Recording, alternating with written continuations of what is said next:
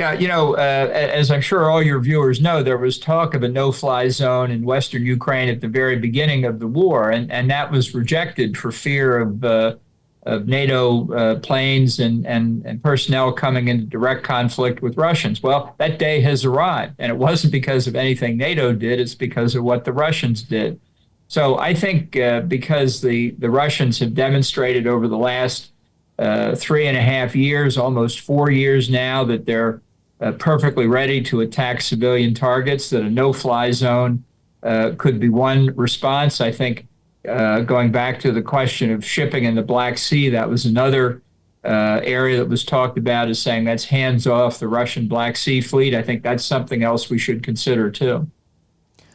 From your perspective, if NATO and President Trump don't respond to this escalation by Vladimir Putin, could Putin attack NATO again in other way? Well, I think Putin is a very careful chess player here. He's going to see what the reaction to this incursion into Poland is. He may try something else, maybe a cyber attack on the Baltic republics, which the Russians have done before. But he, from everything we can see, Putin, the Kremlin, the Russian government feel very emboldened these days. They got through the Alaska summit. There were no negative consequences for them. The president dropped his insistence on a ceasefire. He still hasn't sanctioned Russia. He still hasn't sanctioned China for the sale of Russian oil and gas. Only India, which is very hard to understand. Certainly, the Indians are not at all happy about it. So the incursion into Poland is a wake-up call for NATO, and if it doesn't provoke the appropriate response, there's no doubt Putin will push further.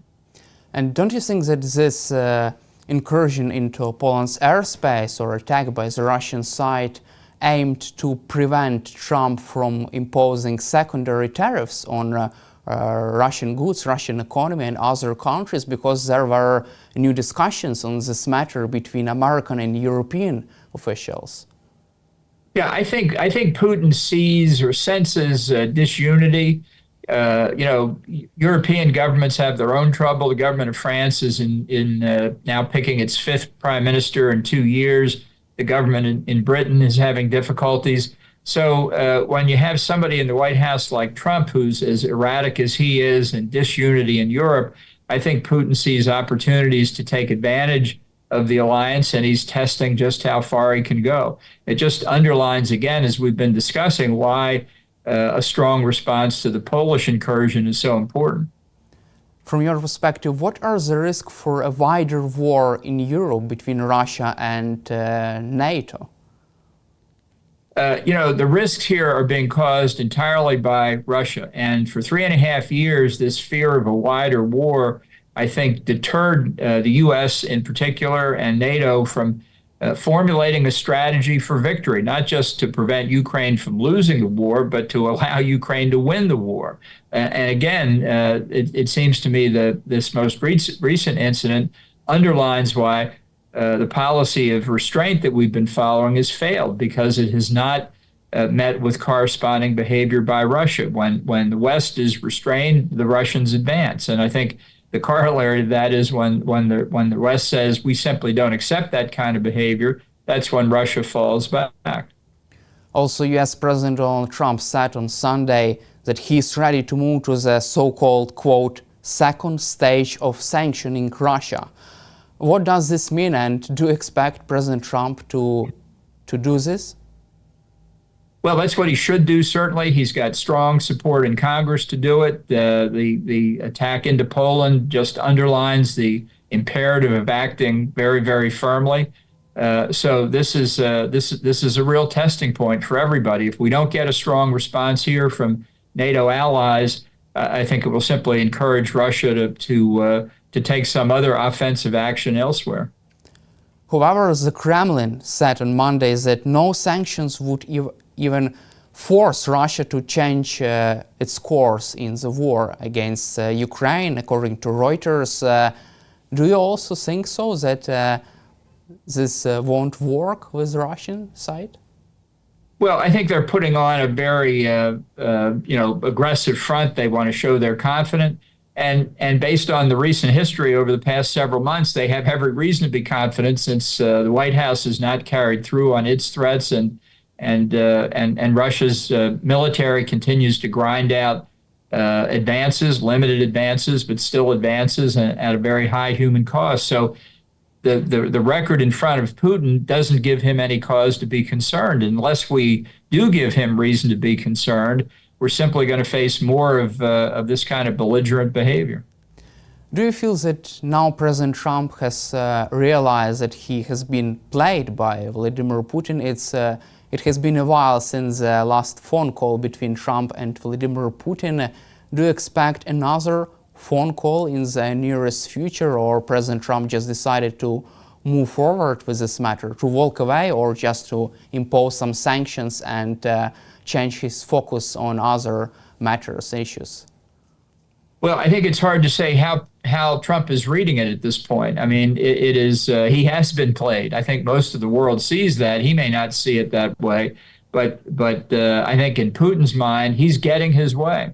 So why not continue the behavior that produced what for him is a favorable outcome until Trump changes course very dramatically, not just vague commitments of more sanctions, but concrete action. I don't think Putin will change his behavior, and that's what we're worried about. And could President Trump just walk away from negotiations at this point, from your perspective? Yeah, yes, he could. I mean, I think he senses failure. He's failed over 7 months to bring the conflict to a conclusion, and for him, almost any conclusion would be acceptable, not necessarily one favorable to Ukraine. So when he's confronted with this, he doesn't like to dwell at the scene of the failure, and I do think that there's a risk that he'll propose some relatively minor sanctions on Russia and then walk away. So it's very important to emphasize again that this new incursion into Poland really is proof of just how determined the Russians are. Also, recently there have been meetings between American and Belarusian officials, and the U.S. is getting ready to lift sanctions against the Belarusian state airline Belavia, and this is so-called first step in normalizing relations between the US and Belarus. What is your assessment of this Trump's strategy to normalize relations with Belarusian dictator Alexander Lukashenko? Well, I think it's a mistake at this point. I think there's utility in trying to take whatever steps might be possible to pry Belarus away from Russia. I visited Minsk in 2019 in early September to do exactly that, to begin the conversation. But at the moment, where Belarus is a partner to the Russian aggression against Ukraine, I don't think lifting sanctions just as a goodwill gesture makes any sense. Do you think that Trump's team, they're hoping just to use Belarus and to try to take any leverage over Belarus to get any kind of help for negotiations to get this war settled? Well, I think there's something to that, and as I say, I think just given the geography of Belarus vis-a-vis Ukraine and Poland, I'd much rather see them on our side than on the Russian side, but that's a lot easier said than done. Also, U.S. Special Envoy Kit Kellogg today is visiting Kyiv again. He will meet with the Ukrainian officials. Do you feel that Kit Kellogg's voice in the White House still have any kind of sense for President Trump? Well, I'm afraid not. I wish he were in Washington today, honestly, rather than Kyiv, to urge a stronger response. But perhaps he'll carry a message back from Zelensky and the Ukrainian government that could be helpful. And do you feel that Trump's team is still trying to force Ukraine to surrender Donbas region to Russia? There have been such discussions after this meeting in the Oval Office between President Trump, Zelensky, and European allies. It seems for some people that maybe European allies were successful in changing Trump's mind on this matter.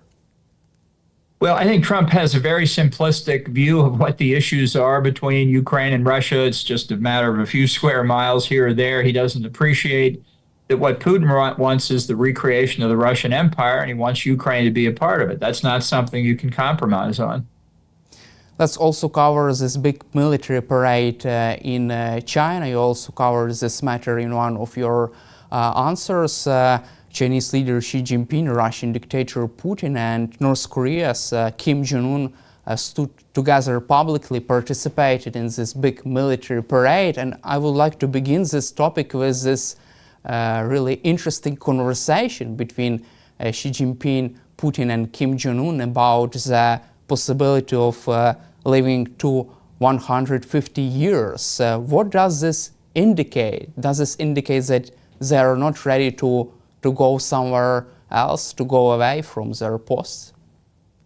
No, I mean, this is what dictators dream of, I suppose, and it was interesting that they ended up talking to it, but it was clearly an effort to show a projection of Chinese power. I think Xi Jinping succeeded in that, and I think from Putin's point of view, it was to show China still in this, what they themselves once called a partnership without limits, as a signal to Ukraine and the West as a whole. So that to me is just further evidence of why, looking at the incursion into Poland's airspace, the West needs to counter this and needs to counter it very strongly. Do you feel that Trump's failed policy on Ukraine just emboldened China to organize this parade with other dictators? Well, I think they were going to do it regardless of what Trump's policy was, because they wanted to show China as a stable alternative to the U.S. for world leadership. And unfortunately, Trump gives them opportunity to do that. But I don't think there should be any misunderstanding. I think China and Russia are working hand in glove here for Russia to succeed in its aggression against Ukraine. Let's cover also this interesting topic regarding tariffs against India. Economy, you have been saying that there are pros and cons of this decision, because on the one hand, it is important to put pressure on Russia to deter Russia from selling its oil and gas. On the other hand, such move could also make this alliance between India and China even more stronger. What is your assessment of this strategy, and does President Trump have enough keys to exert pressure on Russia, deter Russia from selling oil and gas, and also to maintain close relations with India? Well, I think it's going to require more thinking that he's put into it. It's certainly complicated. India has long-standing ties dating back to the Cold War with Russia, both on sophisticated weapon systems and on economic matters. And I think putting the secondary tariffs on India, but not putting any tariffs on Russia itself, and not putting any tariffs on China, which purchases a lot more Russian oil and gas, did hurt the cause of bringing India away from Russia and away from China. The fact is that sanctions on Russian oil and gas exports are poorly written. I think this whole idea of a price cap under which it's permissible for some countries to buy Russian oil was a mistake. I think if we want to prevent Russia from earning money to finance the war through sale of hydrocarbons, we should just say we object to the sale of all of them. And, that may cause rises in gasoline prices in the West, but, how serious are we about stopping this aggression? And do you feel that Trump also have another options to put more economic pressure on Russia?